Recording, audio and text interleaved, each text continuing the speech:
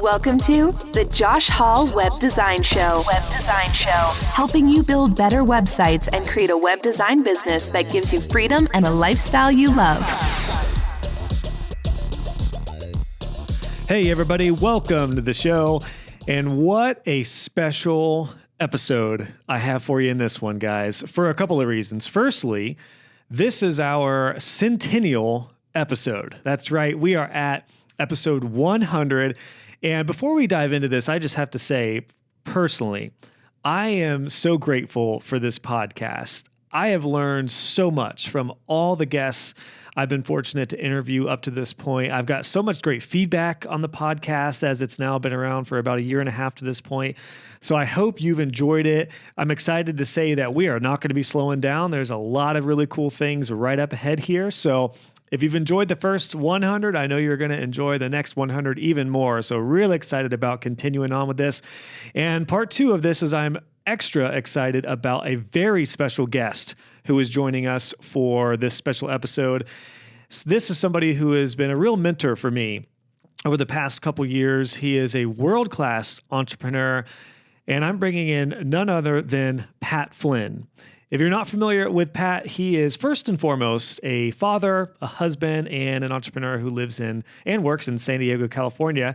He owns actually several successful online businesses. He's a professional blogger, keynote speaker, Wall Street Journal best-selling author. He's the host of one of my personal favorite podcasts called the Smart Passive Income Podcast. He also hosts Ask Pat, which is a personal podcast of his where he asks questions.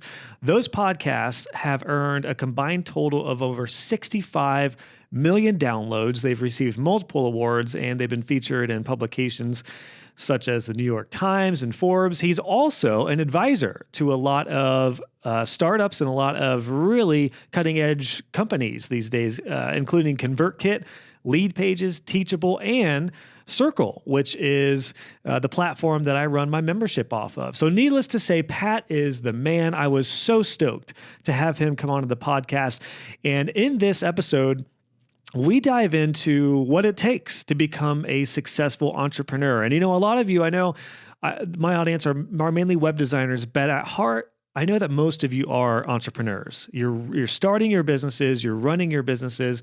And I've learned over the past year in particular, that a lot of people who are enjoying the podcast and going through my courses and now my web design club are at heart entrepreneurs. So you are going to get so much out of this episode. Pat was very transparent and real about a lot of tough questions I asked him about things like fear and anxiety with going full time and dealing with risk and loneliness as an entrepreneur. We get to hear how Pat went from a past that was not entrepreneurial and how he broke through those barriers and became the person he is today, which is, again, a world-class entrepreneur who has an incredible following and has made a lot of great impact, all while being a family man. So needless to say, you know, it was an absolute bucket list item for me to get Pat on the podcast. I was so stoked to be able to talk with him directly, and I know you're going to benefit from hearing everything he had to say. Now, one thing that Pat and I talk about is that entrepreneurship is often very lonely.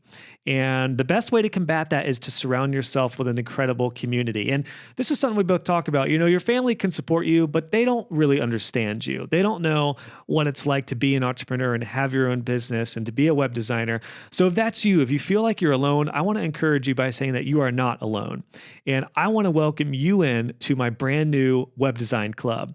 This is a brand new place where we've created this incredible community already of web designers all over the world where we encourage each other, we build each other up. I do weekly Q&As, we do monthly trainings.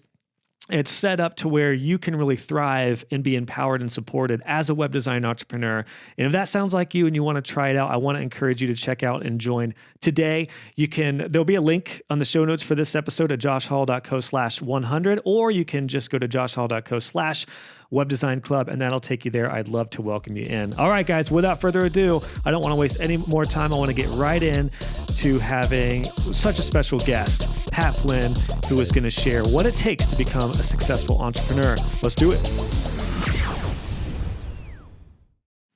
Pat, welcome to the show, man. It's so great to have you on for our centennial 100 episode. Let's go, Josh. Congratulations on episode 100. As a podcaster myself, that is a huge feat, I know, and definitely a milestone worth celebrating. So on behalf of everybody listening, well done, and thank you for what you do. Well, thank you, Pat, man. I mean, honestly, and I mean this in full sincerity, my podcast would not be where it is without the help of you and your mentorship through your course. You know, I've been a fan of you for a while, and I decided to take the leap and go into your podcasting course, and it really was the perfect kind of proven path for me to follow to get the show off the ground. And more importantly, it set me up for the long haul. So I'm almost a year and a half into it, and I don't feel stressed out. I'm not burdened by it. I still love it just like I did day one. And that's a big thanks to you.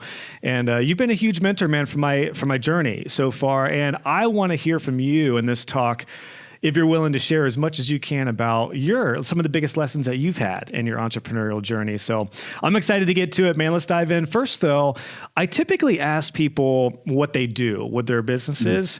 I want to rephrase the question for you, though, Pat, because you do a lot of things. And I would like to know, when somebody who doesn't know Pat Flynn inevitably asks you, so what do you do? What do you tell them? I usually start with, I do a lot of things, but it started with the time I got laid off back in 2008. And I do tell that story because it provides context. If I just say I'm an entrepreneur, that could mean anything, right? Am I a Gary Vaynerchuk type, or am I somebody who's more, building a collection of products in the basement to sell on Amazon and nobody knows who I am, right? So there's a whole spectrum of different types of business owners. So I do like to provide context, and the idea that I had gotten laid off in 2008 from my dream job as an architect. And from there, I took some knowledge I had about an architectural exam, published it online, created a study guide to go along with it. And that was the start of my entrepreneurial journey. And then now I'm mostly known at smartpassiveincome.com, which is where I talk about my entrepreneurial journey and share all the wins, all the failures, the losses, and all the mistakes made along the way to help others who want to do the same thing and also believe that it's possible for them too, because I didn't believe it was possible for me. And there's a lot of things that happen up here in the head, not just what's on the keyboard or online, that matter when it comes to your success. And for me, I always mention the idea that, this isn't about the money. The money is a byproduct of serving my audience. And it also has allowed me for not just financial freedom, but for freedom with my time, because I have a family. I have 2 kids at home, 11 and 8, and a beautiful wife who's there as well. And we spend most of our time together as a family. And that's the beauty of the business that I've built, and the way that it's framed, and the way that I've built a team now to help support it as we continue to grow. And currently I'm doing everything from writing best-selling books to speaking on stages to selling online courses and podcasting, of course, now YouTube as well. And just having a ton of fun doing it and trying to inspire others to do whatever it is that lights them up and can help them live the life they want to live too. Well, that's great. And it was a bit of a selfish question because, as you know, I just recently went full time with my personal brand.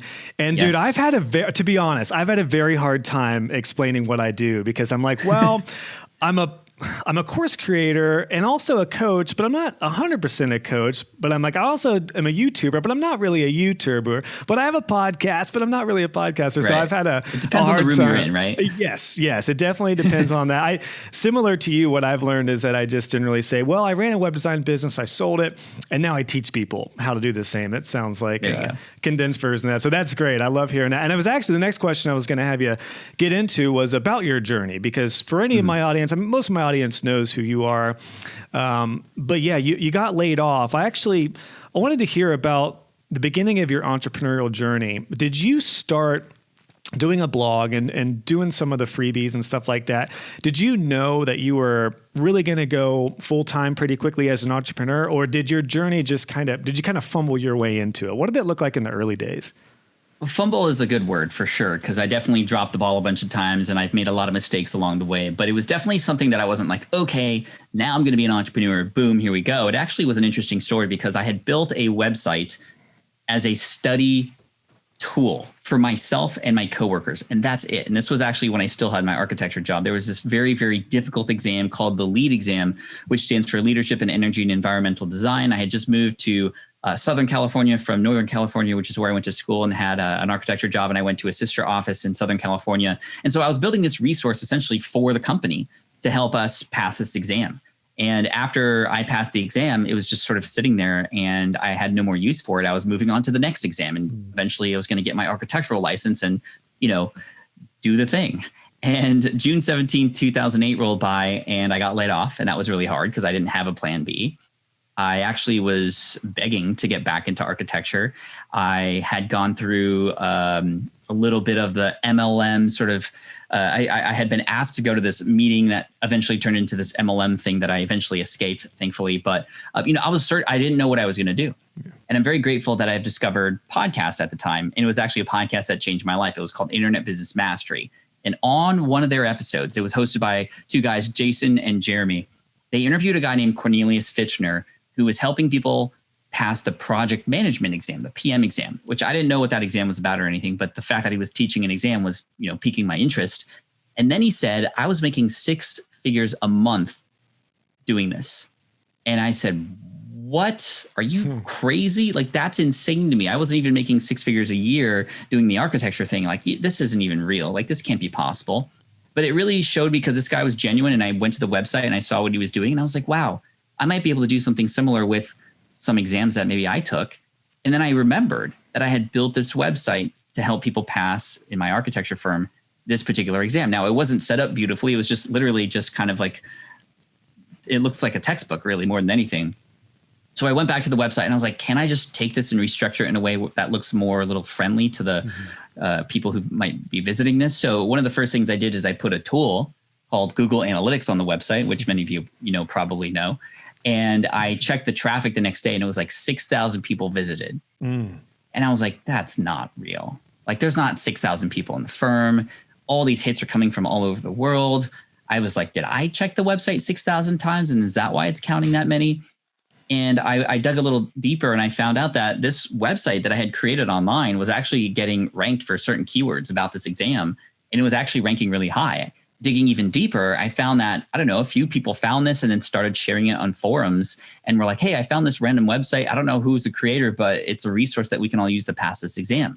And I was like, oh my gosh, I've actually already been doing this without even knowing it because I actually initially created it to be a helpful resource. Yeah. I didn't even think about sharing it with other people, but thankfully it was done in a way online. And that was the only way, because I had blogging experience before. That was like an easy answer for me to share the information was just, go to the blog, right? And I had a Zanga blog back in college and like a personal blog. And that's kind of where I knew about that kind of technology, but it didn't look great. But when I found out other people were visiting the website, I turned on the comments, I made the page look a little bit better. And then all of a sudden I just started getting flooded with questions. And actually I started to get very overwhelmed. Like, I don't know the answers to all these things. I'm sorry. Like, I should have, I turned on the faucet too much. But then I started to go, wow, this actually means they need help. And I could find out the answers to these questions. I could write articles about these questions. And of course, the more I wrote about these questions, the more I got ranked even higher. And I started to see, 8,000 to 10,000 people visiting the website, every day, who were needing help with this exam. And, to make a long story short, eventually I got wind that I could write an ebook to put this information in. I sold that for $19.99. And then in October of 2008, I had sold that book and it made $7,908.55. So that was life-changing for me. Like, money coming in, that was 2.5 times more than I was making when I had my architecture job. But then I remember that month making my first few sales, very excited. Immediately, the mind started to think about all the bad things that can happen. Yes, right? I was just going to ask that. Yeah, like what, dude, that's a pivotal point, right? It was. And I started telling myself stories like, oh my gosh, what if everybody asks for a refund and it's terrible because I'm not qualified? Like I'm not somebody who works for a study guide company. I'm just like a random dude who took this exam. Now I'm sharing that information. What if people get upset? What if I get sued, right? What if the FBI comes and like arrests me and takes me away from my family? Like, I was literally thinking those kinds of thoughts. But then I started to get responses from people who were actually taking the exam after using my study guide. And they're all like, oh my gosh, you helped save me so much time. I got a promotion. Thank you so much. One woman named Jackie said, thank you. You've helped me so much. I got a raise. I'm now able to support my family. I'm a huge fan. And I was like, huge fan? Like, I literally just helped you pass an exam. Like, I wasn't making that connection. I didn't understand it. But then I saw the impact of what a fan could do, because she convinced her entire office to each buy a copy of my guide. And I had raised the price to $29.99, and she was able to convince 30 other people to go and get it. And that one person who I helped really turned into 30 sales. And that showed me the power of helping an individual get something that they didn't have before, and what that could potentially do for you and how that could potentially scale what it is you're building. So again, always questioning. Even in March of 2009, I was making $25,000 a month with this little exam website. $25,000. I don't know if you even know this, Josh. I still went in for architecture job interviews. No, I didn't know that. I still sent my resume. I still went in to take CAD tests at people's offices in San Diego. And what was what was an average salary? Like 100, 150, 200, something like that? For the position that I was, 60,000. Oh my gosh. A year. Wow. Right. And so when you put it that way, it's like, why would I even do that? And it's because I just didn't believe that that was the path I was supposed to be on. I was almost kind of hanging on to the last, 5 years of schooling in architecture plus 3 years in that career, climbing the corporate ladder quite high. And I love this analogy of a ladder because this is exactly what happened, right? So I climbed the corporate ladder. And of course, what happens when you climb a ladder higher? You grab more tightly, right? Because you don't want to fall. And so I'm grabbing really tight. And all of a sudden, I'm about to get laid off. And so, okay, here's this new ladder, this architecture turn entrepreneurial ladder. I see it up there. I grab one hand, I'm selling my book. I grab another hand, my business is growing. I put one foot on it and I'm sort of like straddling both now, right? And there's no way that I could climb this new ladder until I finally let go of the old ladder. Yeah. And there was a moment where I actually remember letting go. And things started to grow from there. I started to climb higher. Money started to come in more opportunity with smart passive income. And all this stuff started rolling in once I committed to this new venture. Yeah, and that's funny. I've seen the same thing with my personal brand, with selling my web design agency, which for me, I very much echo what you went through. It's like, this is what I'm used to. It's like a mental barrier that I had to kind of push through, which it sounds like you did as well. For both of us, though, our new endeavor sounds like it was paying us so much more. It probably wasn't that risky to do that. And one thing an analogy I love in regards to that is like swinging from one vine to another. And if you're swinging to a new income vine, you want to make sure it's sturdy so you don't go plummeting to the ground. So in both of our cases, that sounds like it was the case. But what's interesting about you is you sounds like you were on a pretty good trajectory in the corporate world. And I imagine mentally, like, you probably really had to break through some mental barriers with that. I'm just curious, do you have anyone inside your personal, family, or professional network at that time that were entrepreneurs, or did you feel lonely? Did you have to because I'll be honest, there's not that many people around me and my wife and I's family who understand our world of being an entrepreneur and a business owner. So they just don't get it. They're in that salary mindset. So for you back then, did you have to kind of push through that yourself? Were there any mentors or resources that helped you? 1,000%. I felt very lonely. And I'm thankful that I joined a academy, the Internet Business Mastery Academy. Again, remember, Internet Business Mastery podcast. They had built this academy. And for $97 a month, I could join and be a part of this group. And I tried it for a month and it was great because I connected with other like-minded people. And I think that's really important because in my personal life, I didn't have anybody who understood this world. Yeah. I'm very thankful that my fiance, who later became my wife, she was very supportive, but she just didn't know what I was doing or understand it. So I couldn't feed ideas off of her, and she could she wasn't in this world or knew anything about it either. And then my dad, especially, he was very traditional. I grew up in a very traditional home and had a very traditional path to what was supposed to be success. Got straight A's all throughout high school, graduated UC Berkeley, magna cum laude in architecture, got this beautiful job coming out of that. That was going to be, I was crossing my T's and dotting my I's all the way through. And yet still I got let go. So when I got let go from my position, here's what was my dad's advice. He said, it's okay. This happens. We're in a recession right now. And this is a perfect time. You can go back to school to get your master's degree so that by the time we all get out of this, you'll have more education, be able to get a better and higher paying job. And the crazy thing was, I knew he was right. He was absolutely right. That's totally what he could have done.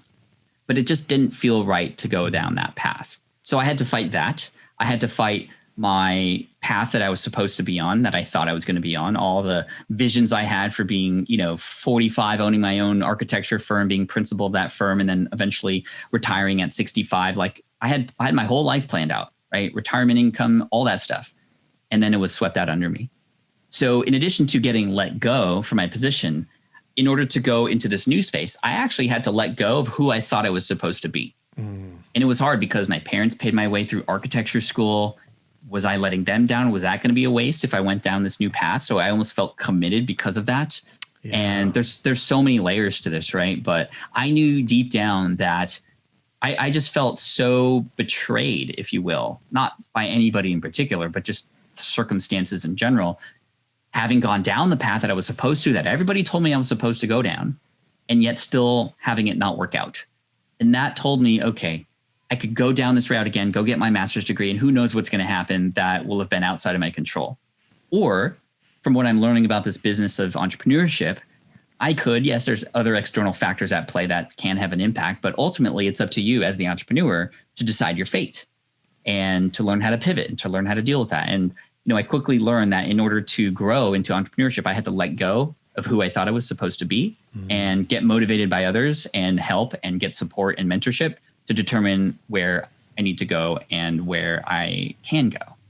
Well, what a timely message, man, especially, we're recording this in early 2021, just after one of the most wild years in a very long time. And when it comes to pivoting, you know what I do as a course creator and a coach now, so many of my students have had to pivot from careers that were quote unquote stable.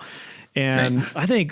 I love hearing that story about what you went through, because it like you mentioned, it's very complex. There's a lot of levels there. I didn't even think about that for people who are in a position where if their parents are paying for school or helping that, you probably feel a little obligated to follow through with that and to be able to kind of go on your own and really embrace, especially back then. 2008, 2009, entrepreneurship looked a lot different than it did now. Now it's easier than ever to get your own business online. And you could probably say that. And I'm sure you got a lot of interesting looks from family and friends back in those days. For sure. So you took the plunge. Now, at that time, were you engaged when you got laid off? Is that right? You said it was a fiance when you got laid off, and then you started. The timing of this whole thing was just not great, right? I proposed to my girlfriend on March 31st, 2008. Okay. June 17th, 2008 is when I got let go. And our wedding was planned to be in February. And a little bit about me and my wife. We're both, my wife is full Filipina. I'm half Filipino. When you have a Filipino wedding, you invite like the entire country of the Philippines, by the way. And so we were trying to support our families and, respect to the elders, and it's very traditional, right? In terms of like a Filipino type wedding. And so we were going to invite all these people and we were going to have to pay for it. And we got some help from our parents too, but, we ended up moving back to our respective homes in San Diego to save money. So I was living with my parents, here I was on this trajectory of being what I was hoping to be a world famous architect. Now I'm living with my parents, right? It's like complete reversal of what I had wanted. So I think, and in the end, that actually worked out in my favor. And the reason was because, I love my parents, but I didn't want to be at my parents' home. I wanted to live my life. Yeah. So I was motivated every day. I was literally working 14, 16 hours a day on this architecture website, helping people. And I remember, in addition to building the website, a lot of people go, well, how'd you do that? I built a website, but it's not really going anywhere. I spent most of my time in forums. And I was in forums answering annoyingly answering every person's question, because I wanted to be the one that showed up, not ever asking for anything in return. The only thing I had in return was a little byline in my signature that drove people back to my website. And then what I ended up finding was happening was, just even after a month or two of doing that, I would sign on in the morning like I usually do, and I would go find out who had questions, and I would see other people answer before me, but their answers were, oh, just wait till Pat wakes up. He usually comes in and helps out. So you became the guy in those forums. You became the helper. Exactly. And that was kind of cool, because when I think about it, I actually wasn't, quote unquote, an expert on this exam. I just got perceived, or I had been seen as one, because an expert really is somebody who just knows a little bit more than somebody else who needs that help right now, to be honest. And, I just was the person who would crank harder than others to look up the answers to those questions. And I knew answers to a lot of them. And of course, I took the exam and I did pass, barely, but I was still able to help somebody who had no idea even where to start. Yeah. And, there were so many things. And you might enjoy this story, because as things were rolling in, And as a course creator, you might enjoy this or maybe cringe a little bit. I don't know. We'll see. But when I started having money rolling in, I had paid a company to build a online course platform within my WordPress website. This was back before, Teachable and all these other course creation tools existed. Sure. So I paid a company to build a course creation platform where I could create modules and lessons and, attach videos to it and really have behind a paywall students come in and get my material. And I had planned to take my book, which was very successful, and turn it into an online course with some videos, much more valuable. I could charge way more. And in fact, a lot of competitors who had courses that were more from those like professional course companies, they were charging upwards of $900 to $1,000 to go through like a week's long course. So I was really motivated. But then I had built the tool, spent $2,500, $3,000 building that tool. It was ready to go. I never uploaded one lesson because I was too afraid of making too much money. Oh, honestly, I was so scared of what that would unlock. I was not used to this kind of success, and I was almost complacent. Oh, this is going so well. Like, is this actually greed? Is this, we hear about this thing called the fear of failure, right? But there's also fear of success. And I think that I was a little bit too afraid to take that next step because partly, okay, what if I do make all this money? But secondly, again, same questioning, like, what if this isn't good enough? What if people don't like it? I think I just feel safer just like not touching it at all, right? And feeling safe is good, but if you're an entrepreneur and you're trying to feel safe all the time, you're not going to get anywhere. That's what I eventually learned. So I lost out on a lot of potential money money is important, but what I could have done with that money to help others, it makes me feel bad that I just kind of got in my own way. Well, I was just thinking too, you probably felt like maybe that wasn't even in your deck of cards to have that kind of money, right? Like for me, the thought of being a millionaire a couple years ago, I would have never, ever thought that I would have my eyes set on seven figures, but I'm not there yet. But like the past year, probably less than 6 months, actually, that's seriously on my mind. So I'm almost becoming a different person. I literally wrote out a list of what I would be like as a person if I was making seven figures. And that's my list that's going to help me determine how I shape my business moving forward. So was that kind of something you had to war with? Like, is that even me to make that kind of money? And part of the struggle is there was a lot of, again, multi-layered, right? A lot of mental conversations happening. Part of it was I saw other people who were very successful who were just like jerks, right? Yeah. And sometimes I associated like rich people online with a lot of money with like the snake oil salesman. And I didn't want to go down that route. So I kind of was afraid of going down that route too, which of course is under my control. I get to behave and choose how I want to behave online. And, ultimately it's my choice, but I didn't want to be put into that bucket. Number two, I think, a part of it was honestly, when it came to thinking about actually getting behind the camera and filming these videos, that scared the crap out of me too.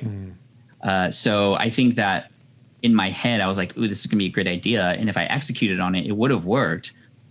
But I just don't think I was mentally prepared for all that it would take and also the potential outcomes of that. I was thinking about all the negative things that could happen versus imagine how many more people would pass this exam and have raises and get promoted if I were to actually do this, right? Because not everybody has the time to read a book, but they can, during their lunch hour, watch a little video while they're, sitting in their architecture office or something. Yeah. I lost out, but I definitely learned from that because in the future, now when I have these feelings, I think about who it is that I can make an impact on and that if I were to give up, that's who I would be affecting. So I actually push through now. Sounds like you really struggled with a lot of maybe not self-doubt, but fear and worst case scenario type of stuff. Do you still feel like that every once in a while, or do you feel like your journey has really helped you get past those feelings pretty quick? I still have those feelings. I try new things all the time. I just started a new YouTube channel in a hobby space, a hobby that I'm very interested in. And I still had the same feelings, right? I remember what it was like when I first started. However, I now know that number one, a lot of times this discomfort the resistance, if you want to call it that. There's a book by Stephen Pressfield called The War of Art that coins the resistance, sort of like Star Wars, right? It's actually a sign, right, that there's potentially something amazing on the other end. And that fear shows up when it is in a place where you're outside of your comfort zone, which is where all the growth happens, right? So now I'm quick to take those feelings and rewrite that story. And I also have understood a lot of the science behind it too, right? Like the same parts of your brain fire. Like if you put those little things on your brain to see what fires and what doesn't, the same parts of your brain fire up when you're excited and when you're fearful or scared. It's just a matter of how do you want to take that energy or those electrodes firing, and how do you want to, interpret that. And so now I interpret it as, wow, okay, this is something I can get excited about. This is new. This is going to get me juiced up. And if this works, like, great. I've also understood that failing is a part of the process. Like, this is something that as an entrepreneur is required. And that was also a very hard thing for me to deal with mentally, because when I grew up, remember, 4.0 student. I was just going to say, perfect. Yeah, failure is like the worst thing ever in that mindset. Like the worst. I was trained to hate failing. And to give you a quick story, I remember coming home from school with a 97% on my math test, right? Nailed it. Almost. I go home, remember this vividly. I give the paper to my dad. And he goes, well, what happened to the other 3%? Like literally first words out of his mouth. And we worked for the next 3 or 4 hours painstakingly through what I had gotten wrong. It's just a terrible time. He's making me feel like I'm an idiot. I love my dad, by the way, but that's just as a child how I felt at that time. And I'm very grateful that he helped me to understand how to fix the things that maybe weren't where they should be. But at the same time, there was no sense of, oh, you got most of it right. Like, great job. Let's now see if we can consider working on those few things that you got wrong, right? It was just like, ooh, that's wrong. Let's work on that because that's not good. And again, I love my dad. He's a huge fan of my work now, which is pretty cool. He's seen me speak on stages in front of thousands. Like, it's been really cool. I love my dad. But that didn't help when I got laid off and wanted to start a business, because I wanted everything to be perfect. And as a result, I didn't take action on a lot of things, or things took a lot more time. I had a lot more doubts, et cetera. Yeah. Well, something you said a little bit ago that has just really resonated with me there was that fear and that feeling of unease and that anxiousness, because it's funny, I just did a presentation recently in my membership about how to get better on camera. Because I'm encouraging all my students, do stuff on camera, because if you do short videos, it just separates you from the competition and everything. For sure. And one of the biggest points I said in that was, if you feel anxious or a little afraid to get on camera, that is okay. But you can use that energy to help your enthusiasm and to help just kind of give you some energy and not necessarily paralyze you. So I love that, man. And you could take that on a macro level or a micro level, whether it's being afraid to go full time and to do this, or being afraid to step out and go to a networking group or something like that. So that's such a great point, man. Let's talk about something really quick. And I actually want to ask you the same question that you asked me. I was honored to come on your podcast recently for episode 456 for the SPI podcast. And you asked me what I would recommend to somebody who has a little more risk in their situation before going full time, particularly for those who have a family or have a big mortgage or something. There's a lot more that goes into going full time in the entrepreneurial path and web design or whatever industry when you do that. So you asked me that, and I'd like to ask the same thing to you. What are some of the most important things, or maybe a couple important things, that you would recommend somebody think about before they make that big decision? Yeah, I mean, the first thing I often do is flip that mindset, right? Because when people go, well, this is risky, like, there's some negative things that can happen here, right? That's often where we go first, right? Which is great. That's our biological security system, if you will. And that's important because we can reduce the risk, which keep us safe. But I often flip the script really quick and I go, well, what's the risk of not doing this, right? I want people to think about what happens if they continue on the same path. And if we take a little trip in the DeLorean in the future and we consider ourselves from this point forward, we have two choices. We go this way or this way. Let's travel into the DeLorean, into both scenarios, into the future, and see how we feel after each of these, and what we perhaps either feel like we missed out on or we might regret. For me, I often like to live by this phrase, and that's, I'd much rather live a life full of oh wells than a life full of what ifs. Oh, right? that's good. So that's important to me, right? I want to see if it works, and if it doesn't, at least I know it doesn't. Versus when I'm older, sitting in my, grandpa chair or whatever, thinking, wow, what if I had done that? And just like that eating me all day, eating my brain all day. I don't know. So that's kind of where I often have my students start when we start thinking about this. Like, let's flip it to potentially the positive. What could actually happen if you do this? So that's number one. Now, there is risk. Obviously, you might have a family. You might have some other things going on. But often we, as I've already demonstrated, we often think about the worst case scenarios, right? So if we step back from the situation, we go, well, what is actually the worst thing that can happen if I were to give this a shot? Yeah. A lot of times it's not even close to what it might be, right? You might find that, well, actually you could just go get another job back to the thing that you were doing before, if that's in fact something that, didn't work out on this new path. You can go back. Like, I could have gone back to architecture eventually and have no problem, right? If the business thing didn't work. And I didn't even think about that. I was just like, my life is over. Yeah. What am I going to do? I'm going to end up naked in a ditch somewhere soon. Right. Like, just like our brains are crazy like that. At the same time, even on that front, no, because I have some friends and family who, if I were really, really struggling, they would help me and they would support me. And I have advocates in my life. And so that's really key too. So honestly, there's a lot of things working in my favor to take this risk. Now, obviously, if money is an issue, then you could potentially build a little bit of a bankroll first, just to kind of keep yourself above water in case things take a little bit more time than expected. And many people want a little bit of a safety net as well. Mm-hmm. And that can help reduce the risk too. I think also realizing that there are people out there who are likely doing the things that you are hoping to do, and have done them already and have already gone through a lot of the mistakes and could shave hours, days, weeks, years off. Yeah. Decades. Years off maybe. Your learning process. Yeah. Right. So this is why when I'm trying something new, I often go, okay, who's done this already? Right. I'm like looking around and I try to find somebody. This is all parts of my life. From the time I committed to running a triathlon, I found a person who knew how to do it, hired them to help train me. And the part of that was interesting because he had a business too. And I was able to get a good deal because I was able to kind of pro bono a lot of that too, which was pretty cool. When I'm learning a new platform, okay, who are the big players on this platform right now? And what are they doing well that's working? And who's teaching about this stuff? So that I don't have to go and fumble like I did in the beginning. I can just go to a person who's done it before me, and that reduces the risk too. Because part of the risk is taking too long to figure things out. Now, you will stumble, you will make mistakes, but if you can cut that in half or by 3/4 because somebody else has already gone down that path first, well, hey, then it might even be worth investing into that, or at least investing time into doing the research. Yeah. So that's important too. And then the big thing that I often recommend for people starting out who feel like this is a big risk is, also remember that it's not always just a binary choice. Like, I have to go all in on this or all in on this. You can actually slow roll your way into it, right? Like a lot of people, I'm sure many of your students also continue to have a 9-to-5 job while doing the web design stuff on the side.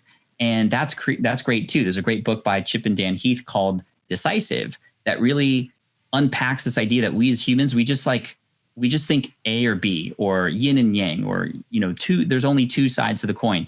But there's often in the decisions that we make moving forward, a whole spectrum of things that can happen in between. And it's important to consider those options too. And there's likely a less risky option in the middle somewhere for you. Yeah, that's great, Pat. What a great answer, man. It's funny because I listened back to the interview I did on your show, and you asked me that, and I kind of wish I would have gave you I gave you the right answer that I generally say, but I didn't really explain the point as articulate as I would have liked to, because my two things are just what you said. Look at the actual worst case scenario, because it's usually not near as bad as you think it's going to be. Like I said, I mean, most people are afraid to fail. They're terrified of it. So they're never going to start their business. But in reality, it's probably, the worst case scenario, you're not going to be living on the street more than likely. Right. And then once you think about that, you're okay with it. Move forward.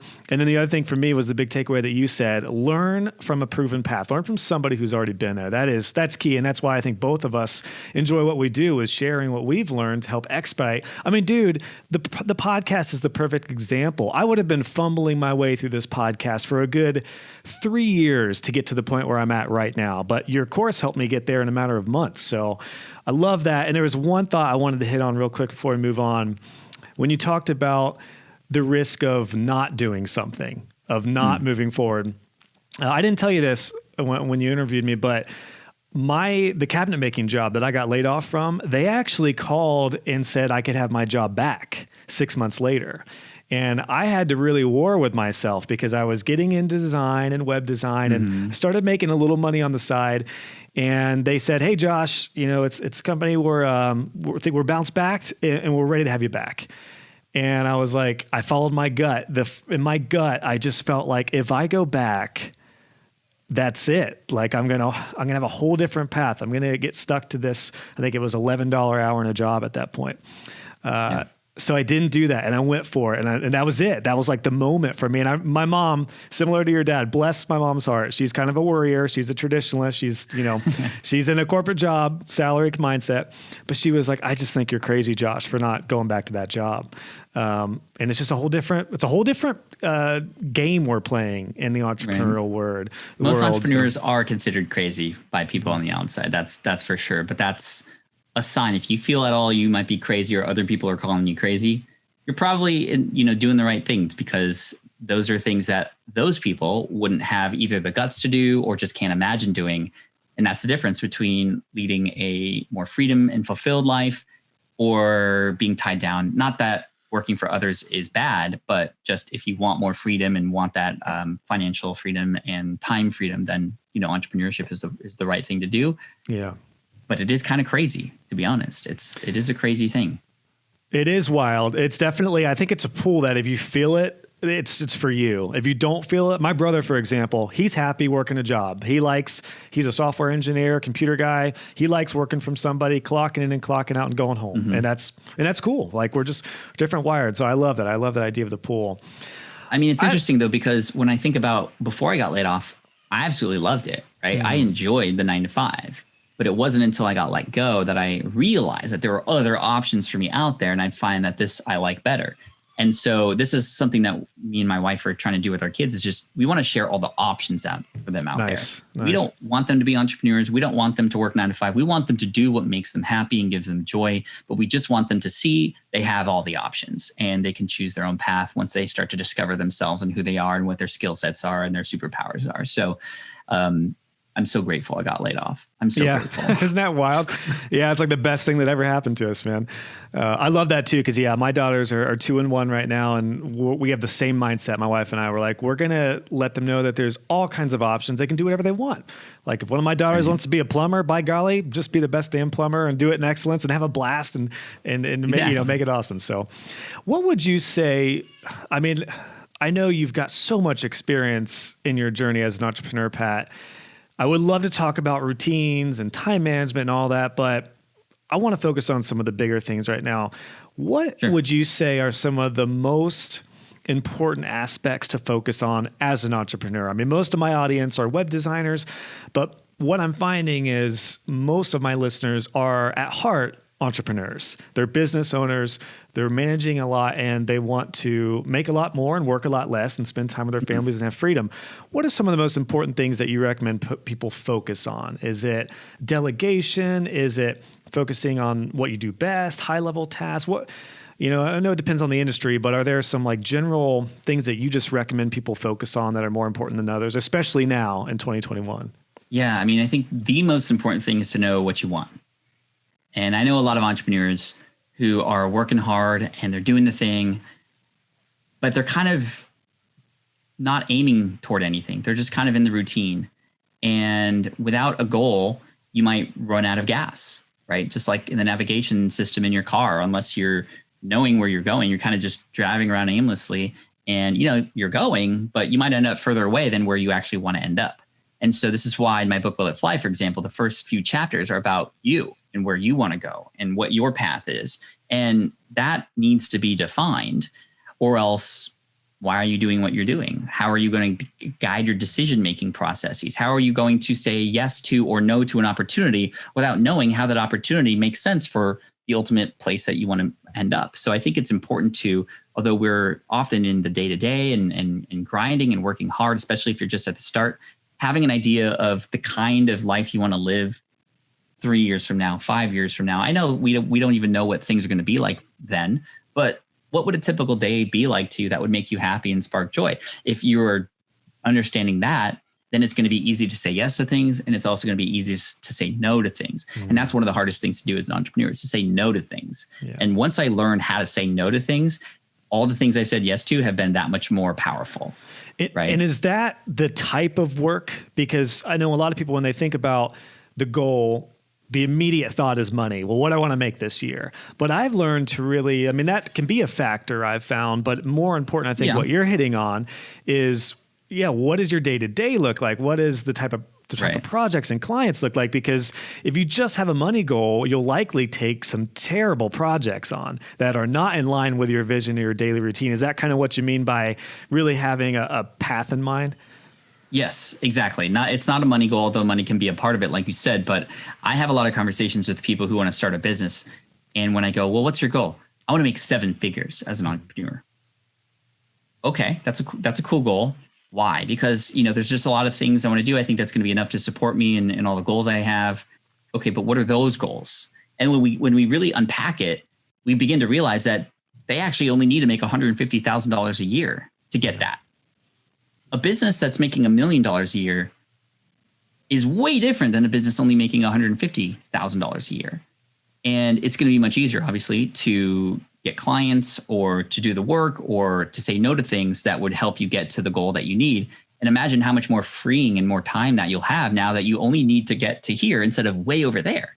And I think it's hard because we live in this world where we need to grow as big, as fast as possible, right? It's just how we are as people in this world today. And there's a lot of factors involved with that, but there's a really good book by a man named Paul Jarvis called Company of One. And the thesis behind that, still got it on my desk here. We talked about it when I was on your show. I see it. It's not like you only need to be yourself in your company. That's not what it means. What it means is really the thesis of the book is like, grow because you know you want to grow and you have goals. Don't just grow to grow. Yeah. And I think that it's okay if you don't want to grow and you just want to sustain. Because when you grow to grow, you might end up going beyond where you want to work or how much you work or levels that you don't even need to get into. Yeah. So that I think is really important. Another thing is understanding what your superpowers are and where your zone of genius is. And realizing that it's okay to let go of things so that others can support you. That was a huge realization for me. When I initially started, I wanted to do everything myself. And I don't know if it was because I only felt I could do it that well. That was probably the case for some things. And then in other cases, I just felt like it was almost cheating to have other people do things for me. In other cases, there was a sense of pride when I did the whole thing and it wasn't anybody else helping me. And I find that was just the wrong mindset, because I'm at a point in my business now where I get to do the things that I know only I can do in the business that have the bigger impacts to grow the business, like relationship building or, the podcasting and me getting behind the microphone. I'm no longer editing my podcast. I'm no longer putting the words into a blog post and hitting published. I'm no longer actually even worried about the team and their responsibilities because I have a person under me who's focused on that. So I can fully put my zone of genius where it needs to be.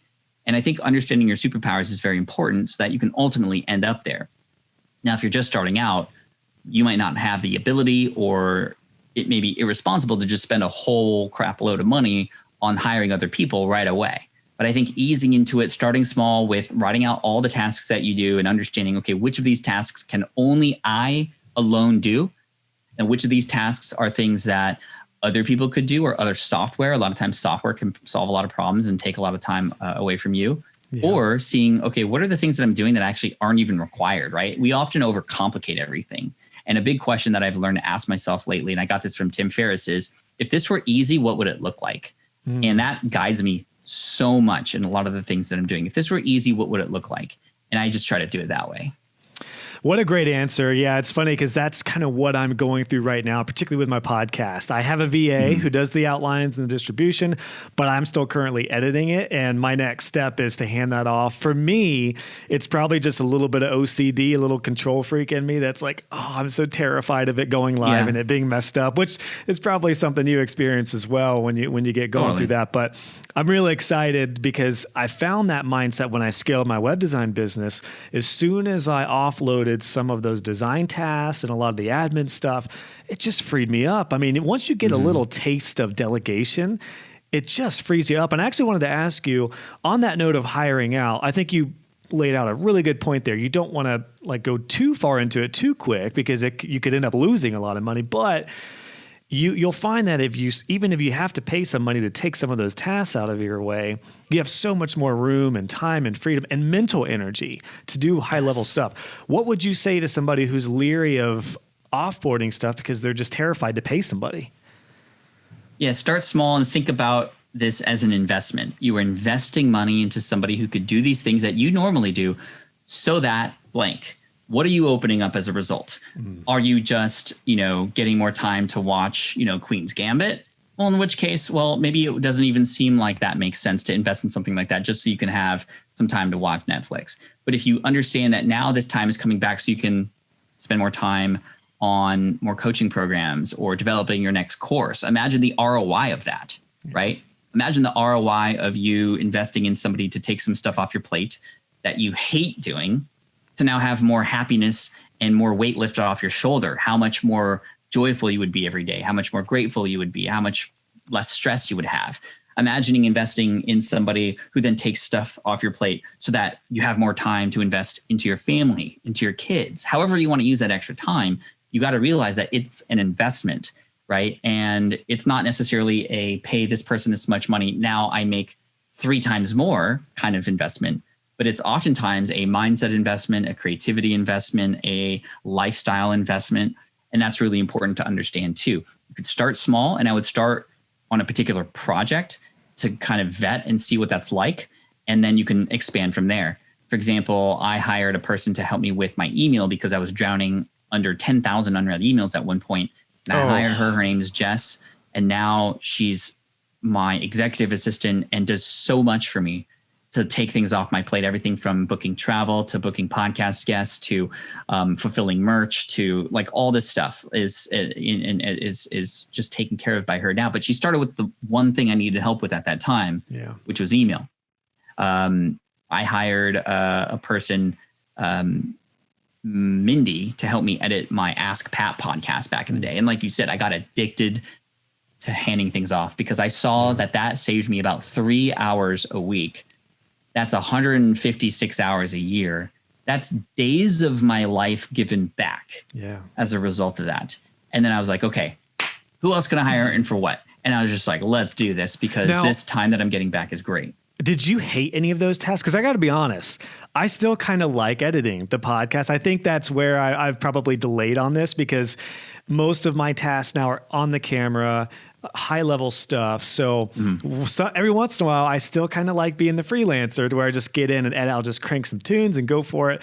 But I realize I've got to stop myself at some point because I cannot get to the next level. Like I talked about earlier, looking towards a 7-figure mindset. I can't get to that point if I'm stuck editing my podcast. I hated email, that's for sure. So that investment makes sense. But here's the thing and why I waited 4 years to have a person edit my show. Because it was the exact same thing for me, Josh. I loved editing my podcast. But in order to grow, and if I wanted to be the CEO of my company, I shouldn't be in the weeds editing my podcast because that is actually, although I enjoyed it, as far as where my time could be spent, how much am I helping people editing a podcast versus taking that same amount of time and being on a call that's recorded that can help somebody and also get pushed out into YouTube and all these other places, right? What can you do with that time is really what makes the most sense. So I enjoyed it too, but I made the decision to let go of that. And yes, I was like, kind of a hawk at first to make sure it was done correctly. And I found out, guess what? Mindy could do it better and faster than me, right? And so I was like, wow, I should have done this way earlier. Right now, there are some things that I do in my business that I absolutely enjoy that I'm like, no, I'm not handing off. I think it's important to still have some joy and feel maybe like like I do my slides for all my presentations still because I have a little bit of a design background. I enjoy that. And I was even thinking with your courses, you probably have to stay up on some technology, right? With some of the weeds on the technical tools that you teach on. Oh yeah, for sure. And a lot of my team relays that because I give them the responsibility to do that. And that's Gotcha. a big tip when you start to hire your own team, whether it's starting out as a contractual basis, which makes it a lot easier. I was actually working with an agency for 6 years until I just bought the company essentially. And I now have all of those people working for me. And they're employees now, which is a whole new level of sort of HR and like that kind of stuff, which is a little bit of a headache, but it is worth it because I found that when I brought them on and they're now a part of Team SPI, they're fully committed. They feel like they're a part of the company versus before they were just like a company I hired. And there's just a different sense of showing up in service to my audience that I'm feeling from every single person in the company, which is really amazing. So it's a big step, but it's been amazing. And the fact that, even like Mindy, who I mentioned, she had a kid a couple of years ago. Our company paid for her whole health insurance, right? Awesome. And so she could have a safe, birth. And like that feels really good. That feels really good. We're supporting other people's lives too in that way. That's beautiful, Pat. What a great answer, man. Hey, man, I got 2 more questions. I want to be respectful of your time here. Yeah. I would love to know, because the entrepreneurial journey, as you know, is filled with highs and lows. And a lot of my students have made really great progress, but every once in a while you get into a rut where clients are down or there's just low points. I would love to know, have you ever, I'm sure you have, what was a low point that you had in your entrepreneurial journey, either early on or maybe later on, and how did you get through it? There was a lot of low points for sure. This is not a straight shot type of thing. It's a roller coaster. And there was a point in, I think, 2012, I had started to gain some momentum with smartpassiveincome.com and started sharing my story a lot. And I was on other people's podcasts, written about on other blogs. And I go to check my blog and I see that there's a comment. And this comment's really nasty. This guy is tearing me down, talking about how I'm a fraud, I'm a fake, I'm a scammer or whatever. And it's like 500, 600 words in length. I mean, really getting into it and how I look and how I dress, like really, really nasty. So of course, like many trolls on my website, I just delete it. I just don't even worry about it because that's what I was trained to do. Yeah. And it still gets to me a little bit, right? I'm still like irked about it, but they're out of the picture now. Well, later that afternoon, I check my email and I see maybe 50 or 60 messages from some different friends of mine who all are saying the same thing. Hey, Pat, this guy's leaving a really nasty comment on my blog, the one that you were featured on. And like, what's going on here? Can I help you? Like, what's going on? This guy had copy and pasted that message to all the places online where I was mentioned. And I fall into a deep, dark place. I stop working for an entire month. I don't blog. I don't podcast. I don't do anything but think about this person. And the more that I think about them, the more I start to believe that maybe this person's right. And it wasn't until I got to give a big shout out to my friend Derek Halpern, who reached out to me because he texted me and said, dude, are you okay? You like disappeared from the face of the earth. And I'm like, yeah, I don't know if business is cut out for me. Just this guy is saying really nasty things and he might be right. And Derek got really upset at me. He was like, and he's from New York and he's very just in your face and aggressive about things, just how he is. And I'm very thankful for that because he basically set me straight. He said, are you telling me that this one single person who's saying these nasty things about you is stopping you from helping the thousands of people who need you and the thousands of people you've already helped? None of that. Do you not care about those people that you've already helped? Like, this person matters more to you than that? I'm like, no, this person matters the least. And he's like, you're not demonstrating that because you're thinking about this person all day long. And now as a result, you aren't able to help anybody. You're needing to come back now. And he said, every second you waste on a hater is a second that you're taking away from everybody else who needs you. And when he said it and framed it that way, I was back super fast because I love that, man. I love that. And I eventually got the courage to reach out to this person and ask him why he did this. And just to basically tell him that was really hurtful and that I was, falling into a deep, dark place. And I wanted him to understand really what was happening for me mentally. And he apologized. It was a very short message back, but he said, I'm sorry. I just thought it would be you're very popular out there. And I thought it'd be an easy way to get traffic back to my website. Oh, bro. Man. Yeah, bro. I'm sure that wasn't the word that popped into your head. Yeah. Bro is not the word. But that just, I am grateful because in my learning about how the brain works and how emotions work and such, I started to feel really sorry for this person. Yeah. Like that something must have happened in this person's life to believe that this is okay. And I started to get worried about this person. Now, I never wanted to talk to this person again, but that made me feel empathy for trolls and haters who come back to me now. And there are many still. And the more you push yourself out there, the more vulnerable you are, the more you're going to attract certain kinds of people who may have had things happen in their life and they just see you as an easy target. And I'm very grateful that I have a tribe and a community who steps up to often, bat them away before I even see them. But that hurt me a lot, but it taught me a lot too. And I'm grateful for that message that I got from that, because I'm now able to pass it on to my son, who is on YouTube, has gotten some haters and knows how to deal with it now, and comes from a place of empathy too. So, boy, what an important message, man, for social media, for anybody. I mean, hurt people, hurt people. Thing. Yeah, hurt people, hurt people. I was just going to say that because I've heard you say it before. I love that. That obviously, I mean, you just gave me goosebumps with what I do being on YouTube and stuff. Luckily, I don't have too many haters, but every once in a while. Man, that was awesome, Pat. Gosh, this has been so great. I have one more huge question for you. Like, big time. I think all entrepreneurs are going to listen to this. Before I ask that, though, where would you like my audience to go to find you? You can find Pat Flynn everywhere. Is there maybe a book that you would point them to? Is there, a certain podcast or a resource? Where would you like my audience to go? Thank you. Well, since you're listening on the podcast app, potentially, the easiest thing to do would be to go and subscribe to the Smart Passive Income podcast in whatever app you're in right now. That'd be great. You can also check out my book, Superfans, which I think every entrepreneur, especially somebody who has clients, should read to help provide the best experience so that you get not just referral traffic, but you get these people continuing to want to support you in all different kinds of ways. Again, Superfans available on Amazon and all other places. And you can just find Pat Flynn on YouTube. Awesome. I'll have that all linked along with some of the links that you mentioned from books and stuff. My last question, again, I think every business person needs to think about this. What is your favorite episode of Mandalorian? Oh, dude, the last one, I'm not going to reveal what happened at the end, but the last one in season 2 was incredible, unexpected.